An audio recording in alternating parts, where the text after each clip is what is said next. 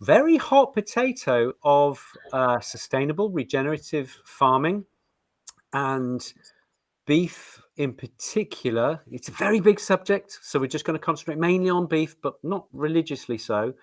And we are just going to get a few ideas out on the table. We're not making judgments, but we just really feel very passionately that we need to get this stuff out on the table and look into things. Guys, how are you? Brendan, how are you?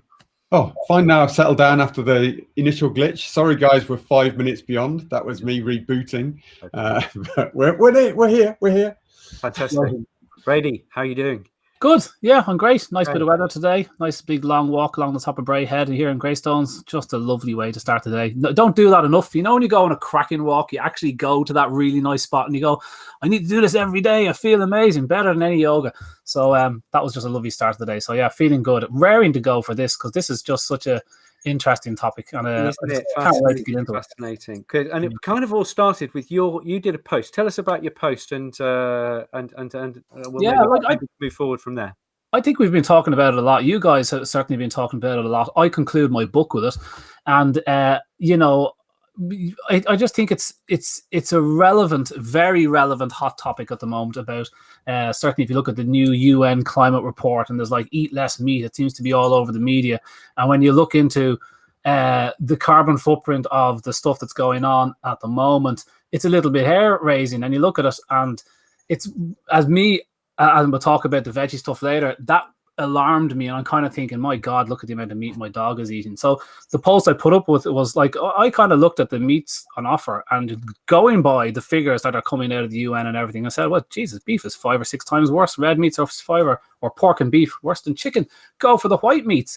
And you get a good lot of people understanding that and agreeing because they're probably reading the same material as I am. And then you get a lot of people that suddenly pop up, a lot of voices you respect, and you say, no, hang on, Conor, because they haven't factored in this and this, and this is where we are tonight. I went, that is very, very interesting. So a massive can of worms, but just fiercely interesting. And so when it's explained beautifully by the likes of Bren and Nick, it's just fantastically interesting, and it gives you a lot of hope, which I hopefully people can take away from tonight. So it doesn't matter where you are, from vegan, vegetarian, meat eaters, whatever. It's just stuff we need to learn and get everybody on side on the same page, you know. So that's my thoughts on it. Where are you on it, Bren?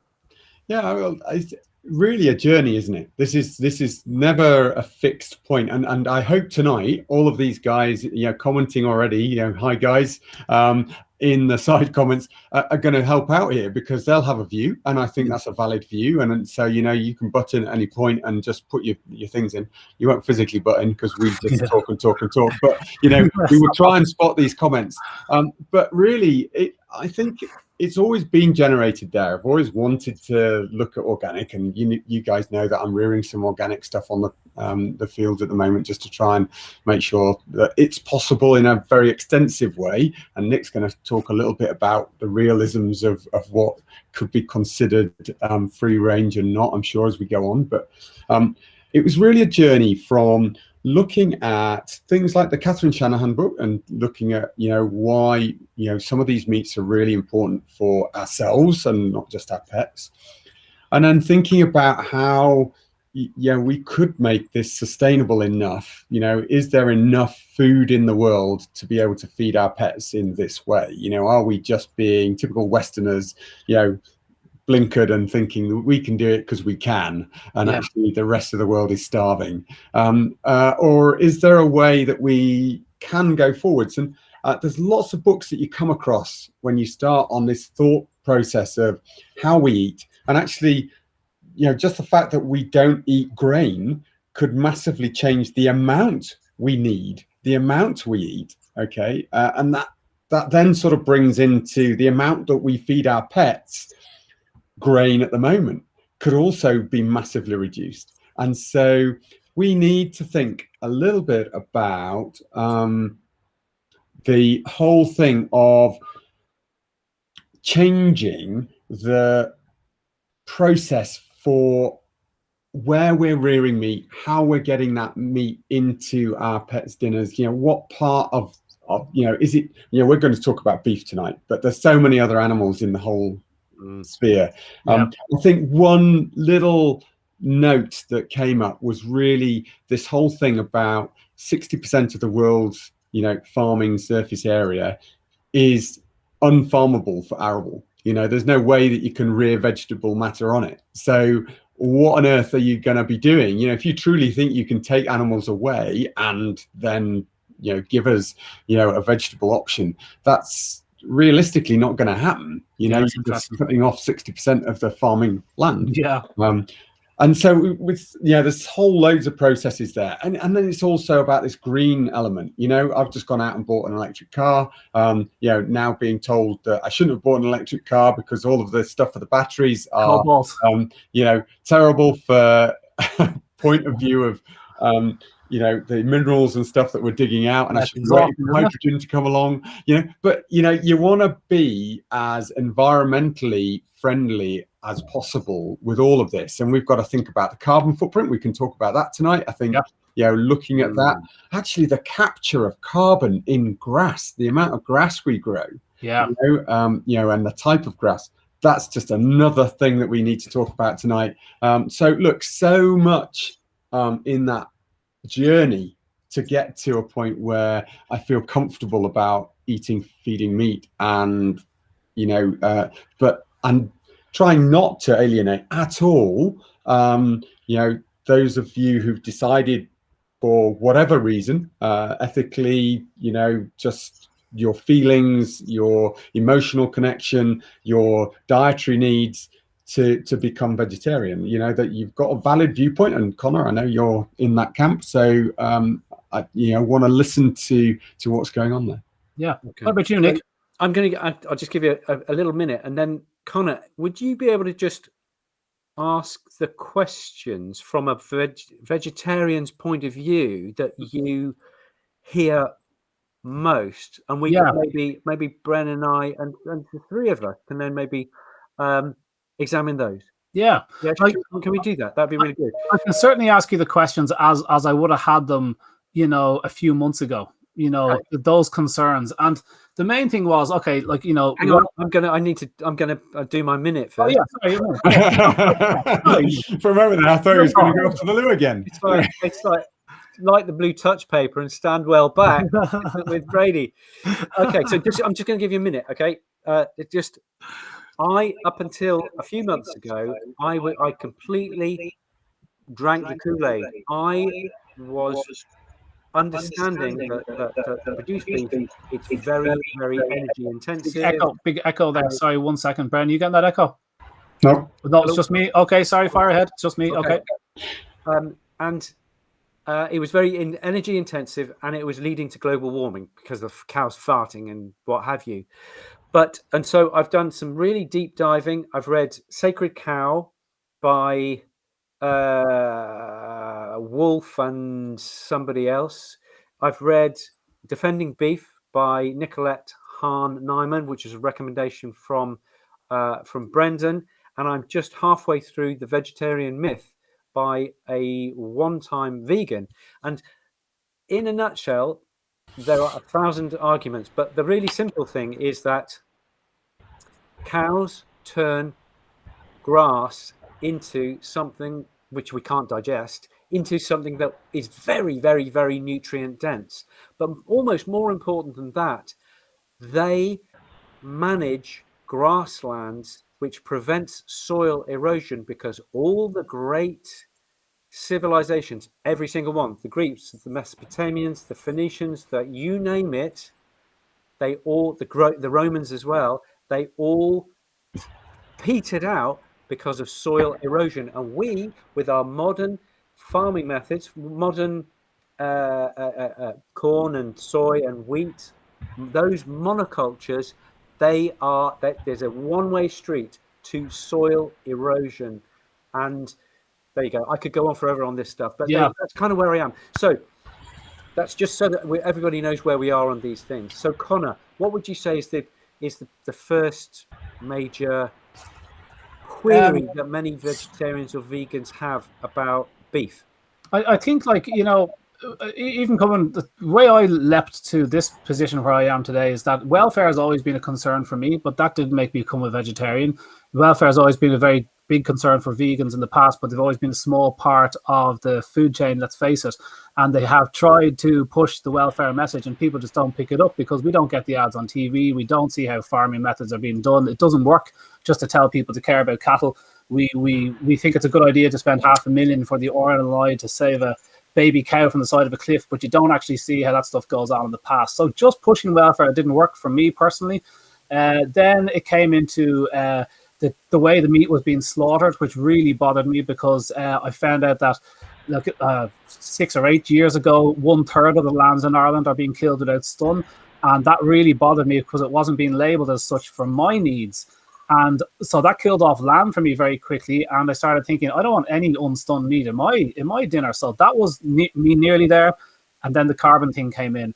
And hook, line, and sinker, absolutely same thing. I drank the Kool-Aid. I read what I could on it, and it made perfect sense to me. For example, the latest UN climate report, massive amount of scientists behind it, huge investment, big findings, all that as you'd expect. The temperatures are increasing. It's human led, and the chief 3 words: eat less meat, eat less meat. This is something you can affect. You need your car to get to work until you get into an electric car, and even then, are you doing much carbon reducing when you think of all the stress? Whatever about all that, I thought, oh, that's it. Carbon is my biggie, and then boom, vegetarian. That was about 3 years ago, and 4 years ago maybe. And I now, because of the Catherine Bloody Shannon book that you guys put me onto, it makes such sense from a nutrient point of view of all the stuff that I was cutting out that I'm now, let's say 99%. I go for a meal with you guys. I'll get meat on the menu if it's outdoor and it's British, it's grand, I'll eat it.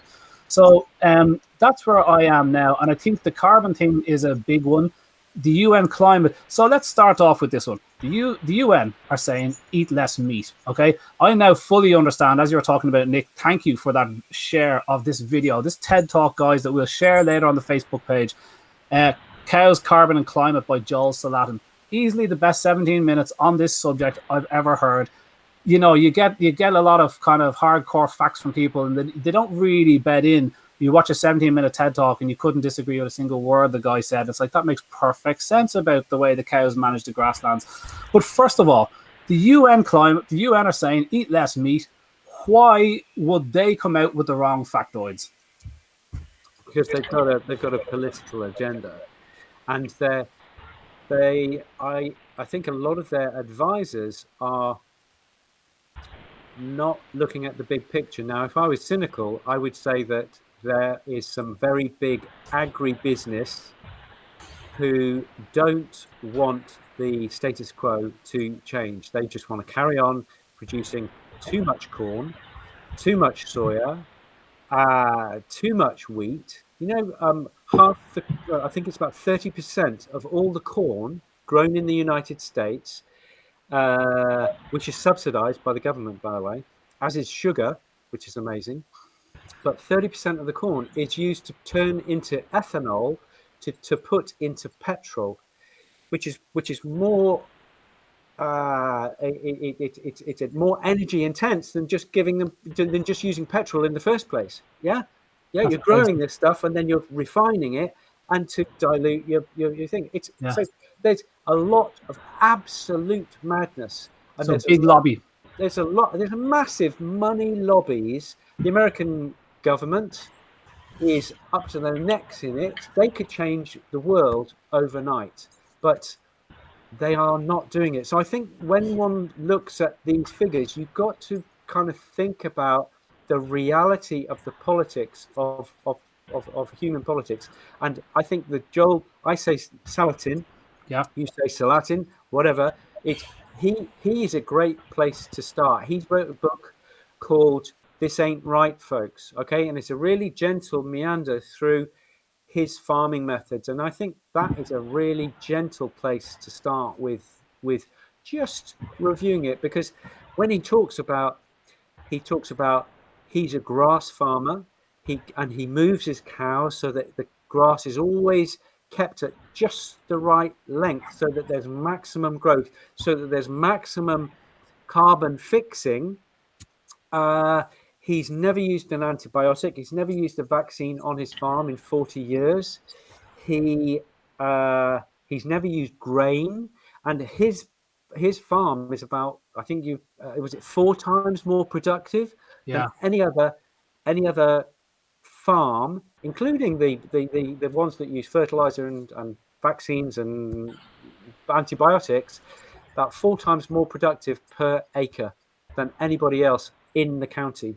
Yeah. So yeah, it's just such a big, interesting topic, because what's happening is we've all been taught this thing, beef is part of the problem. But actually, when you look at it really, really carefully, beef is the only thing standing between us and our civilization going down the pan. Can I give just a couple of figures? I'll come to you, Brian. What this guy was explaining was that grass, when it's short, and we leave cattle in the same field in Ireland all year, and they graze this short grass, and that's it. He got bases his whole farm on migratory patterns, where they would have moved over, let the grass replenish, come back, eat it again. So he uses fencing to replicate these migratory patterns. To hit the cattle would hit the grass every 60, 70 days, because it's in that medium stage where it grows fastest. They harvest it, and he can produce. Normal farms produce 2,500 pounds, American pounds in weight of grass per acre per year. His farm does 4 times that, 10,000 pounds of grass per. That's 4 times the carbon being eaten by cows. And what do cows do? They poo out 50 pounds of cow pat every day, bang, into the soil. You missed the point. That's 4 times the amount of carbon trapped in the grass. Yeah, that's it. Yeah, that the cows eat. Now you've got, instead of pumping nitrogen and crap fertilizers that hit our soil tables, you've got a cow pat that now builds the soil. That our soils are so depleted. We think when we eat a carrot and a pepper, it's the same thing as 40 years ago. It is a completely, compared to 40 years ago, nutritional bereft item. We think that putting nitrogen on top of soil replenishes the soil. What about all the nutrients that those plants need to create all those phyto compounds that they need? So his points were staggeringly effective.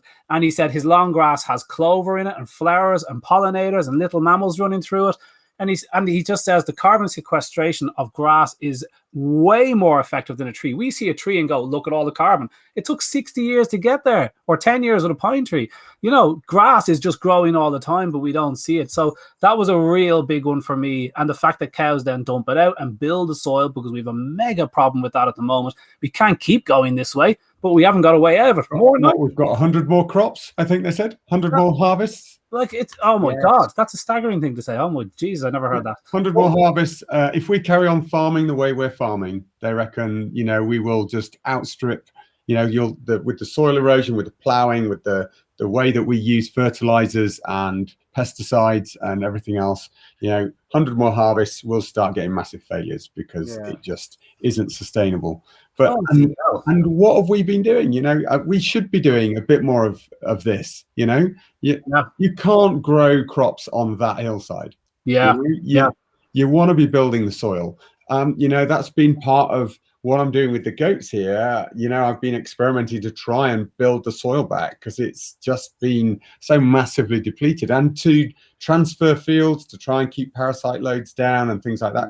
Obviously, you have things that can change that, stress levels and stuff like that. But it's all about trying to work out how can you build a more diverse pasture, a more diverse, I've been reseeding it with wildflower, reseeding it with other plants as well, not just trying to keep it grassed up.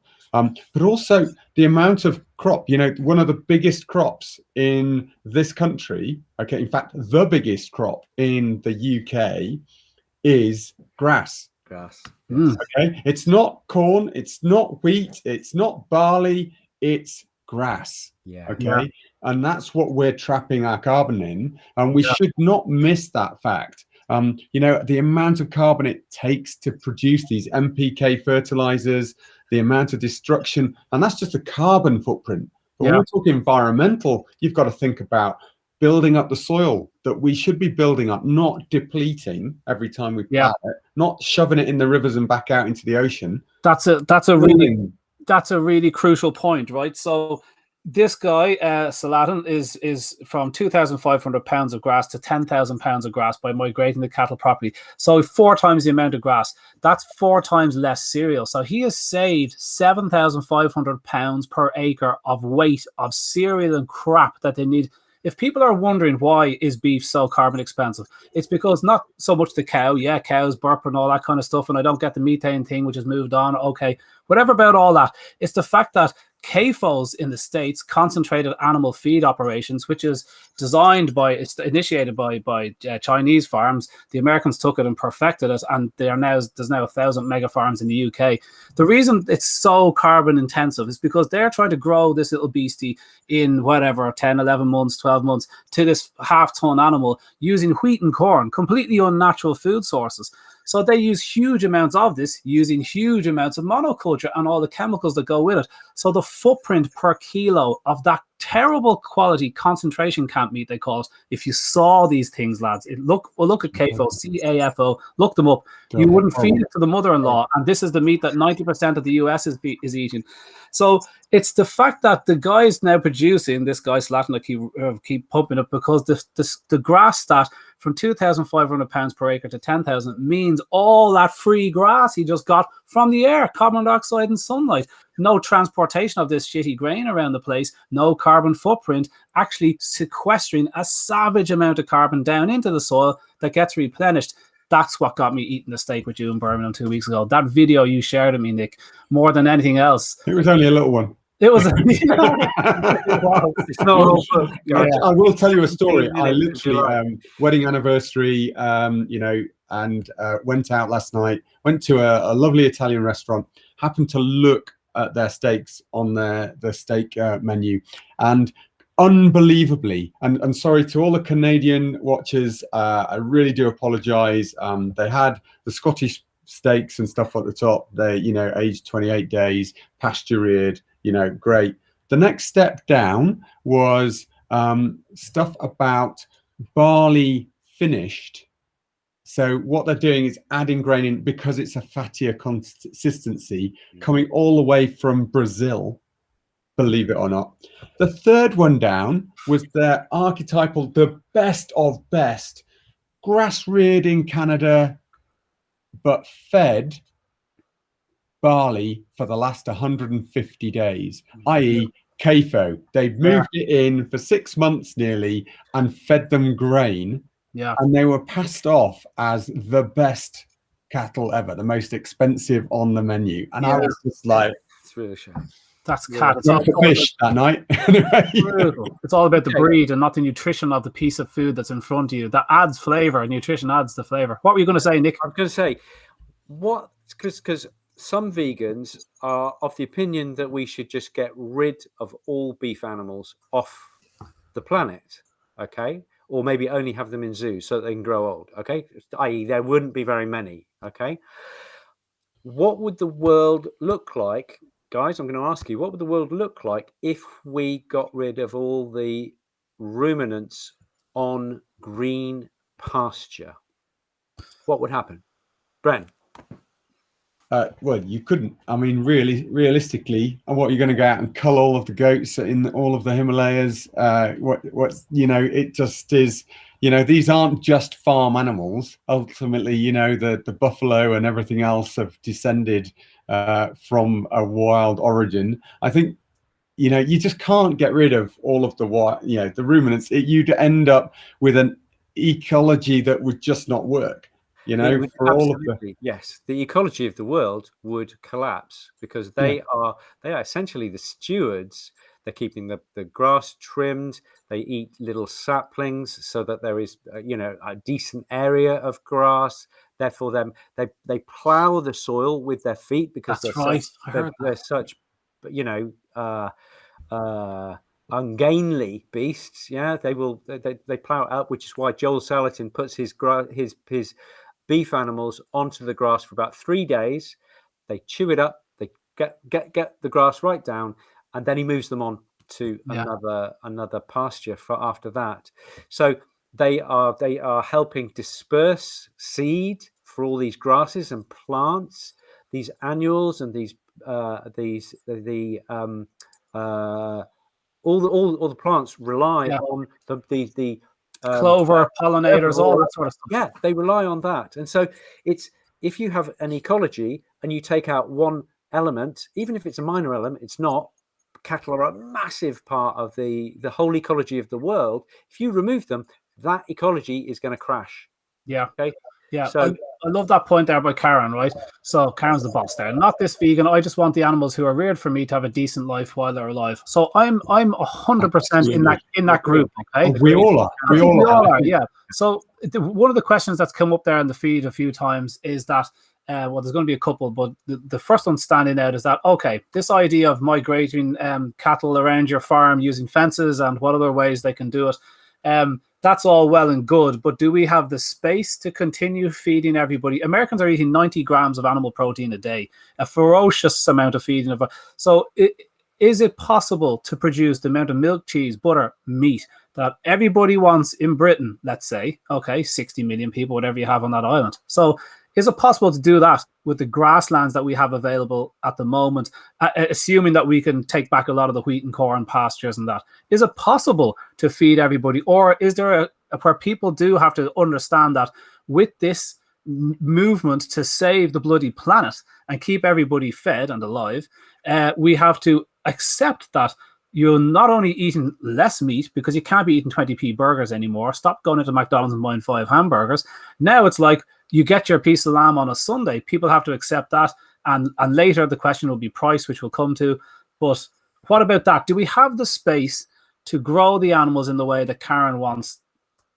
My reading of the books that we've just mentioned, Joel Salatin, the Sacred Cow and Defending Beef, my reading of that, and Bren, you've read at least one of those, is that yes, you can, because as you say, Connor, you're going to take all the wheat and the corn, which is vast. You know, the whole Midwest is basically just one big field. Yeah. You put all that down to grass, and so that will raise a vast amount of cattle. If we combine that, and we do that all over the planet, on grasslands, we reinstate grasslands, which is going to take 30, 40 years, but we've got to start it now.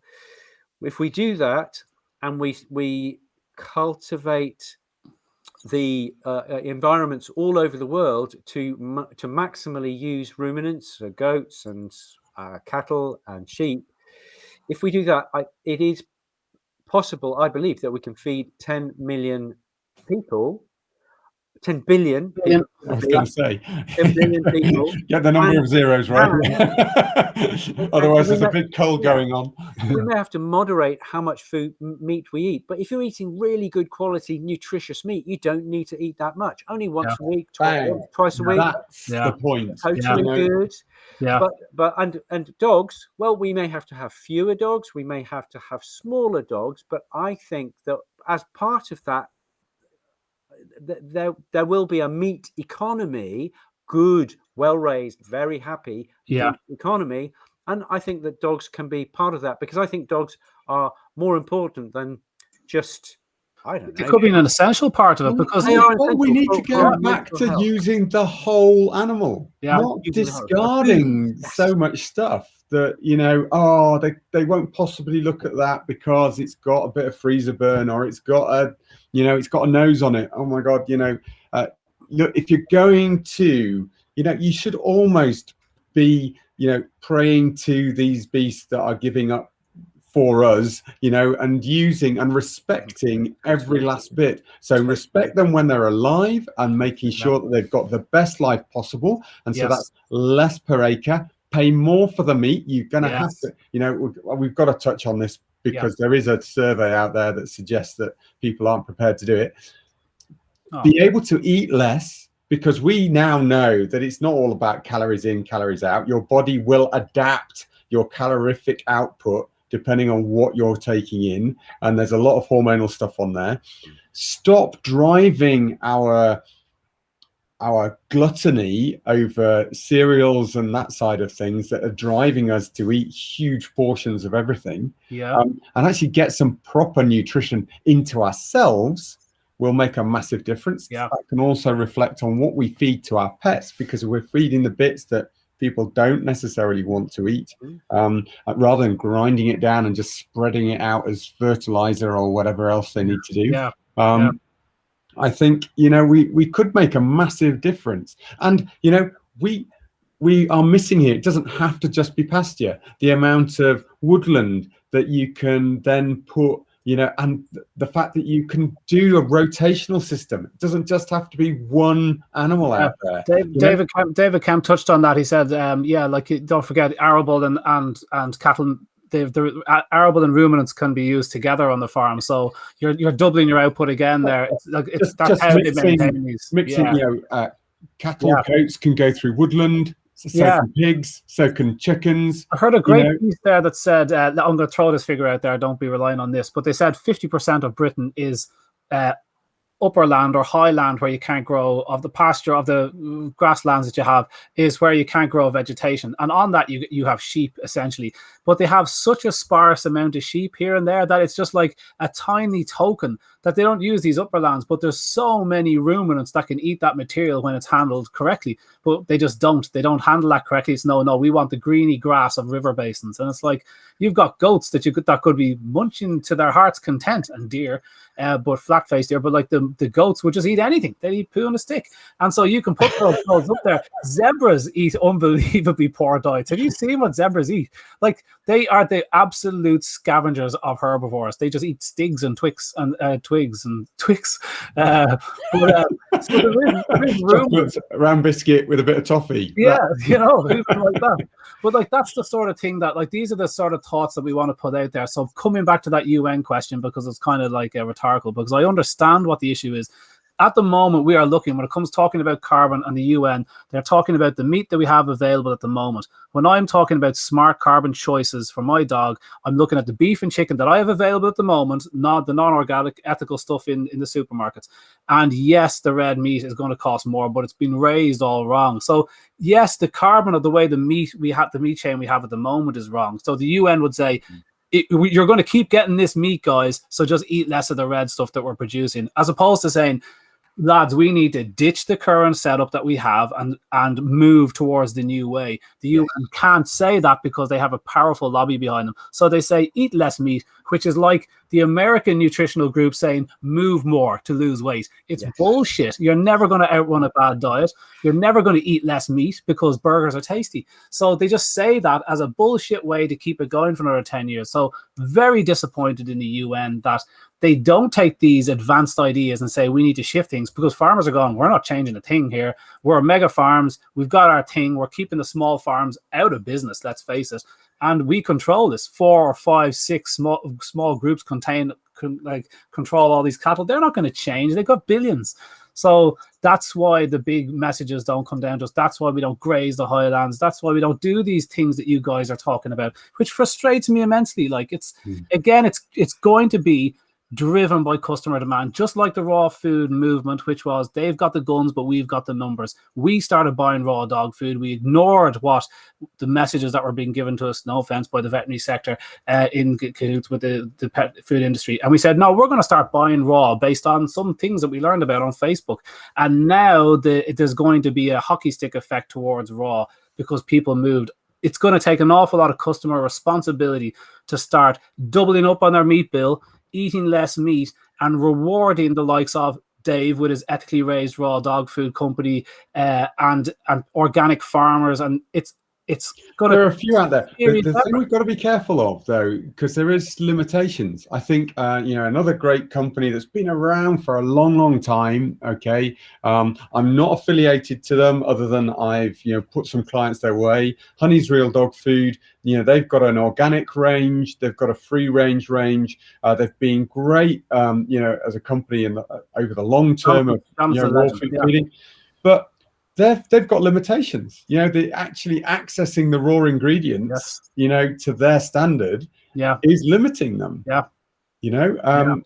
We've also got on the other side, there's companies out there that are trying to find ethically sourced foods, doing more pasture reared stuff, but their query to their customer base, they've always, when they try and bring this out and they're slightly more expensive, they end up with feedback, well, your meat's too expensive, I want to go for cheaper. And actually what they look at is, although everybody, commenting down the stream here at the moment is saying how they really want to go down ethically sourced meat, and it's great for you guys, but the vast majority of the English public, okay, I'm going to pick on the English, okay, here, are all talking about environmental stuff, all talking about ethically sourced meat, all talking about, you know, how they want it to be just pasture reared. You know, that's great. You put 10% on the price, and that switches 90% of those people into, no, I want to buy the cheaper one. Oh my God. That's 10% more.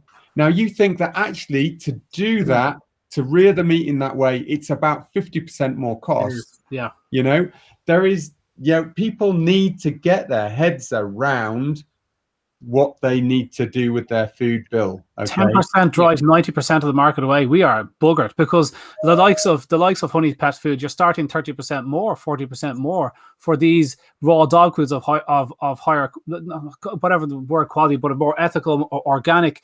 And you're saying 10% increase is enough to drive away 90% of the market. Jesus, what are we going to do? Unbelievable, isn't it? I was gobsmacked.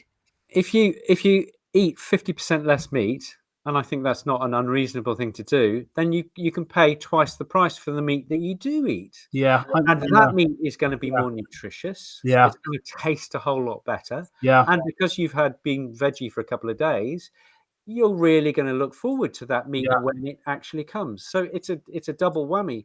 But the current farming systems are not geared up for this. They're geared up for cheap meat, and they do it with the welfare of the animals something's got to pay. Compromised. They're the ones who are suffering to produce all this cheap. I want to introduce at this point, there's a great New Zealand model, okay, which is about effectively taking out vermin. So they, you know, all the invasive species like rabbits, you know, possums, things like that, that they have, that they need to keep some degree of control. You know, they actually will go out and hunt those and use them for their dog foods. Okay, so, you know, it's just like, you know, we've got some invasive species in this country. You know, there are those species which will, you know, populate the same farmland as our, you know, cattle and everything else, which are extensively reared.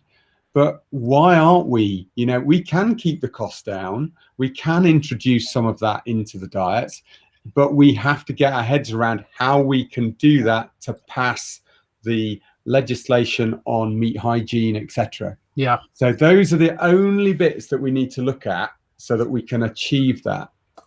I was in a position there that, like, you know, I just want to push Paleo Ridge honeys, the next brands that come up that are outdoor as much as they can be organic. The good news is about when people start doing this, by the way, is that an organic farmer needs X amount for his chicken. Okay, every farmer needs X amount for his animal, and if you shop with that farmer, if they are suddenly inundated with business, they grow more meat. If they can sell their byproducts to the raw dog food companies for more money, suddenly they buy spurious bits, necks, carcass, gizzards, hearts. They weren't worth a lot of money for the organic farmers. Now they have a really lucrative market in raw dog food manufacturers. So suddenly they can charge less for their organic meat to the human sector, which means more people will buy the organic. So I actually see raw dog food, organic, ethical, outdoor reared, or those guys driving organic meat prices down because they will suddenly be able to produce more birds, and that will be the slow grow there. I think that's a positive thing. In the meantime, I don't believe that we're going to be able to leap to this quickly. There's going to be decades of this to go, and we can't just jump to grass. Everyone, like you said, Brian, you made it painfully clear with that stat that we're not going to jump to this. So there has to be an intermediate. This is where I am now. I'm like, these guys, Honeys and Paleo and all the other guys, they're not able to keep up at the moment with demand. They can't. There isn't enough wild English rabbits at the moment with nobody hunting them because there's no money in pulling a rabbit off the mountain.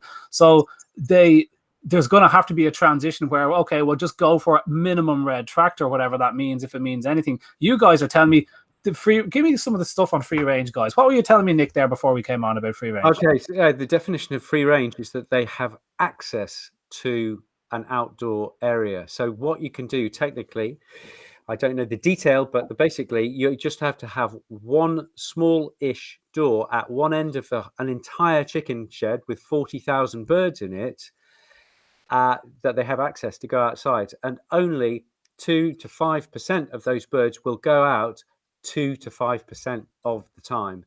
that, and then you can put free range on the And it's passive. 50% more expensive in Ireland, guys, for free range meat, and it's the exact same stuff. It might be okay quality, this barn reared stuff. It's some organic chicken farmer was telling me, he was just so brutally honest, and he goes, like, do you think it's really good for birds to be sitting outside? He goes, I'm going to have more problems. I'm going to have predation. I'm going to have diseases that I have to worry about. He goes, do you think I can't use drugs on organic farms? Wrong, I can. It's a certain amount of time. And it's like, Jesus, is there any good news to be had here? Like, I thought they were sitting in hedges just being sung music and eating. And I know for the majority of the populations, you know, it's really hard. I mean, it's slightly easier for me because I can go, you know, a half mile. I know the farmer. I know he's rearing the meat. He will supply me with what I need. I've got fields where there's rabbits, you know, grey squirrels, which are considered a pest because we're trying to get the red squirrels to thrive. You know, we've got you know, so many overruns of escaped pheasants and things like that are out there, and being shot left, right, and centre as well. Grouse as well, you know, being extensively reared up on the moors. You know, all sorts of options that get given to us, but a lot of that bypasses the standard meat hygiene. You know, you have to, you know, fortunately I'm a vet, so I can look in the carcass and know what I'm looking for as to whether it's an okay one to feed to my dogs or not. But there are so many people that aren't going to have access to that purely and simply on a bacterial fear basis that's out there. So it is a problem that needs to be fixed. I'm not giving a solution necessarily here, unfortunately, but I wish there was a way to make that availability to more of our population. Reward the good companies where you can is definitely one of them. I have a good news story here, guys, which I mightn't have mentioned before, but because it's about seaweed, I feel like I have to. There's a guy in Scotland who's just unbelievable. I can't remember his name, but his French, he was called Dodd, that we helped out. So this guy is sequestering carbon faster than anybody else on the planet, and he's doing it with seaweed. So the idea is so simple. You get, it's a 40-foot by 40-foot rig. A seaweed growing rig is very simple. Steel drums, no plastic for the sea. Simple little iron or steel bars between them, and you drop ropes. You don't even have to seed the ropes. You can drop those things anywhere, and the seeds will populate with seaweed. And in 3 months, you can harvest some savage amount of seaweed. So I know seaweed grows quicker than any other planet or any other plant out there, up to 1/2 foot a day for laminaria, the kelp that the seals swim through. And it grows under the water, so it takes no land. It actually acidifies the water. It's a habitat for fish to live in. It's just, anyway, so much things about seaweed. So do you know what else he did? He puts a little mini car crusher on top of this platform. They haul the seaweed up through it, chop off the seaweed, leaving the stipes intact so it can grow quicker next time. Now they get a huge, big amount of seaweed, crush it into a big block, and throw it over the side. And you're just sequestered. Oh, well, not just throw it over the side. I'm sure there's other plans for it. But they can use gabons for the bottom of the cliffs, make them out of solid seaweed blocks. It's carbon for the ocean that the fish can feed on, live in, swim in. And he can grow them anywhere. So if you want 40,000 tons of highest quality protein, far more nutritious than soy and none of the damage, you can just drop a rig out the back of the plane beside poorer countries, and it just grows this protein. They haul it in, and there's just this incredibly nutritious protein that grew at sea and cost nothing. But those ideas don't get sponsored by cash, you know? And he's doing it. He's getting small donations because countries have to hit their carbon limits. So the dream is, to end on a good note, is that as countries are forced to bring their carbon under control, are forced to do it, and they won't force big industry because that's not fair, okay? We get locked into our homes, but it's not okay to stop, you know, chocolate bars being made or cigarettes being sold. That's not fair to take away their rights. But I think that countries, as they're forced to get their carbon under control, they're going to look to these solutions, such as the grassland ideas that we're talking about, and that will speed up how quickly, maybe there is a bit of sense to, you know, putting goats in the highlands or using seaweed. And the more natural, more normal, the everyday ways we used to do it are going to come back because they're going to be forced to do it via carbon taxation. That's what I think. And I also think the public are going to have to be forced via carbon taxation. Not have to be, it's going to happen. People won't like it clearly when I mention it on my page, they go bananas. But people will say, you can buy this beef for 5 times the cost of chicken because the carbon is more expensive. And people will be forced to make these decisions. They'll be forced to eat less meat because the modern meat practices produce so much carbon that will become a carbon expensive product. I think that's the way it's going, and then the public will bend, because a good taxation bends public will, doesn't it? So I don't know if that's a good news or a bad news story. Actually, I went into the bad news. I started off well, but okay, Brendan, final thoughts from you. Final thoughts. Look, I just thanks for all of those people commenting. All got a valid point of view, and I'd love to see their thoughts. This is not necessarily the classic nutritional thing that we were going to discuss tonight, but I think from a point of view of it interests us, and it sort of enhances what we feel ethically we want to be achieving, and it interests it us enough when we were talking down in Birmingham, and we did start that conversation then, and we've sort of like been talking about it since. So it's great. It's amazing how quickly the time has flown. Opening that topic, maybe we need to revisit that with some of these experts that are out there. Try and see if we can actually make a change. Yeah, non-sustainable clothing next week, I think, guys. So, guys, well, I did say about my recycling reef product anyway. So. That's a good idea. Yes, your shirt. Guys, who you guys watching? If you want to see more of us talking about ecology and the planetary stuff and regenerative agriculture, which I find absolutely fascinating, then just shout and we will go there again. We'd love to, but if you don't like it, then we'll talk about it amongst us. Maybe approach one of the head honchos in the business. Why don't we get Saladin on and say, come on here and just blow our minds away with your TED talk? Wouldn't that be a good one? Brilliant. And I volunteered to go out to California and interview Nicolette. Is that? You're so generous, Brad. I want to go to junket for Brendan. I want to go to Polyface Farm to see Joel Charlatan. Hydrogen-powered Corvette, no doubt. Do Route 101 down the West Coast. A little bit of it anyway. My God, that was great. Listen, as always, guys, you'll find us on patreon.com/RawPetMedics. Please, that if you can afford the price of a cup of coffee, so Bren and Nick can keep buying books and reading them and filling us with knowledge, that would really, really help us because we can just pump them for information, so to speak. That's RawPetMedics on patreon.com. Anything helps, and we really appreciate it. If you don't have it, no sweat. We're going to be here every week anyway because we love it. And that's it. And then I'm sure we are going to announce our topic in the next couple of days as we bat around. We've got ears. We've got ears. Ears. Great. Good. Ears. Okay, cool. Right, ears next week. That sounds good. Ears. All right, so all ears. Yeah, all ears indeed. All right, pleasure, lads. I love that. Fantastic. Thanks everybody for coming on. Thanks for the idea.